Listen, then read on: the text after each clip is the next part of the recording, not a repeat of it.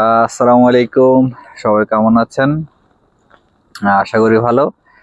তো প্রথমে একটা বিষয় বলি যে ভাই, আমি যে ভিডিওগুলো তৈরি করি আসলে এগুলো একটু আপনারা শেয়ার করে দিবেন।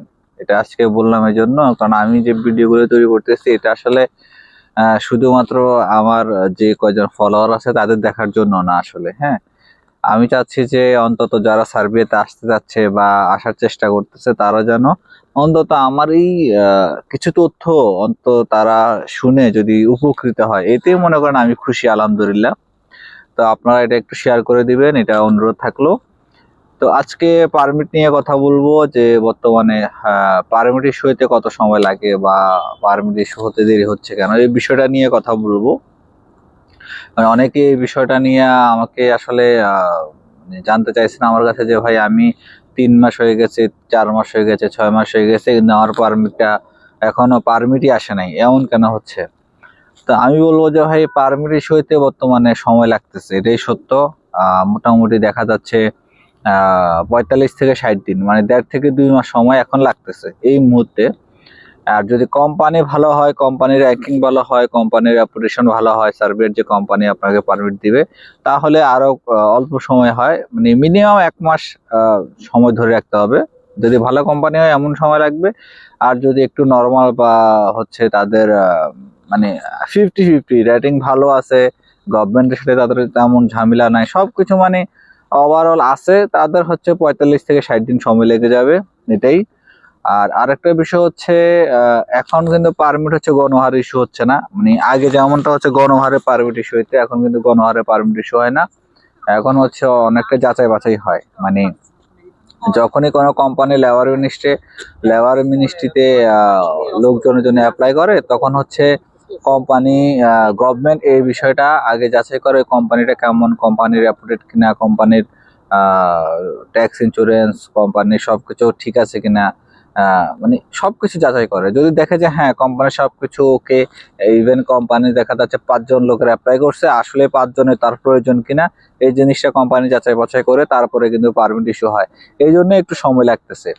তো একটু সময় লেগে যদি পারমিট ইস্যু হয়, এক্ষেত্রে কিন্তু এটা যারা আসতেছেন তাদের জন্য এই মুহূর্তে সুবিধা। আর এই পারমিট গুলোর ভিসা হওয়ার চান্স থাকবে 98%। মানে এগুলো যদি অ্যাপ্রুভ হয় তাহলে ভিসা হয়ে যাবে, কেননা এগুলো যাচাই বাছাই করেই তো পারমিটটা ইস্যু হবে।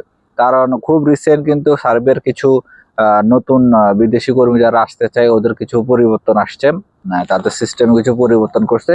তার মধ্যে এটা একটা বিষয়, কেননা আমরা জানি প্রচুর পরিমাণে ফেক ওয়ার্ক পারমিট তৈরি হয়েছে এবং ফেক ওয়ার্ক পারমিট দিয়ে অনলাইন পর্যন্ত করা হয়েছে। তো ফেক ওয়ার্ক পারমিট দিয়ে যদি অনলাইন করা হয় ভাই, তাহলে এগুলা যাচাই বাছাই করতে তো সময় লাগবে।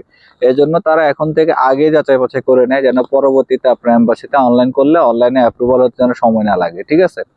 এটা গেল বিষয়। আর যারা বলতেছেন যে ভাই 3 মাস, 4 মাস, 6 মাস আমার হচ্ছে না, তাদেরকে বলবো ভাই এটা মানে এটা একটু বেশি এক্সেস একটা ব্যাপার। 6 মাস, 4 মাস, 6 মাস ও 5 মাস এমন সময় লাগার কোনো প্রশ্নই আসে না ভাই।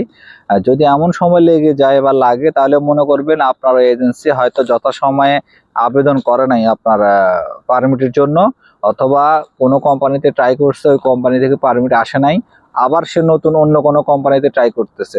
এইভাবে আপনার 3 মাস 4 মাস সময় লাগছে বা লাগতেছে, এই জন্য হয়তো বা হচ্ছে না, ঠিক আছে? এই জিনিসটা এজেন্সি ভালো জানে, কারণ এজেন্সিকে আপনি আজকে জমা দেওয়া মানে আজকে থেকেই যে এজেন্সি কাজ করতেছে বিষয়টা এরকম কিন্তু না। ধরেন এজেন্সি যে কোম্পানির সাথে কথা বলছে, সে কোম্পানি বলছে আমার 20 জন লোক লাগবে, এখন এই 20টা ফাইল রেডি হওয়ার পরেই কিন্তু সাবমিট করবে, ঠিক আছে?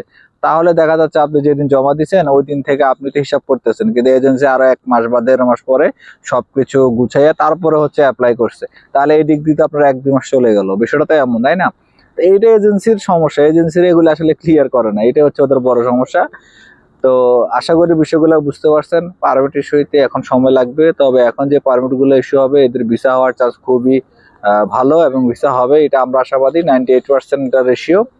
তো যারা চিন্তিত আছেন, চিন্তা করার কিছু নাই, একটু ধৈর্য ধরেন, ইনশাল্লাহ ভালো কিছু হবে, ঠিক আছে? তো আশা করি বুঝতে পারছেন। সবাই ভালো থাকবেন। হ্যাঁ, আসসালামু আলাইকুম।